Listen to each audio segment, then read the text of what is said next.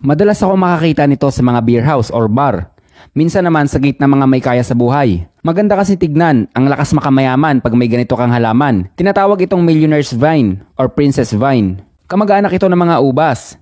Ginagamit itong tradisyonal na gamot noong mga naunang tao sa atin. Ang sanga nito ay nginunguya sa paniniwalang nagpapatibay ito ng ngipin, nag-aalis ng dilaw sa ngipin at nagpapaputi ng ating ngipin. Habang ang dahon naman nito ay nilalaga at pinapainom sa taong sira ang tiyan kahit may diarrhea. Ginagamit din itong tradisyonal na gamot ang pinaglagaan ng dahon nito upang pababain ng mataas na lagnat at kumbulsyon. Ito din ang ginagamit ng kapitbahay ko noon sa anak niyang may sakit na epilepsy.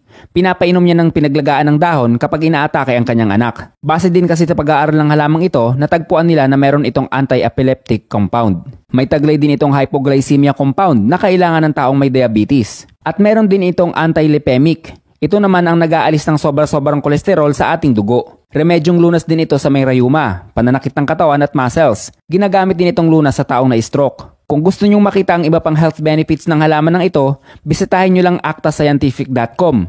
At yan ay isang minutong dagdag kaalaman galing sa isang magsasaka.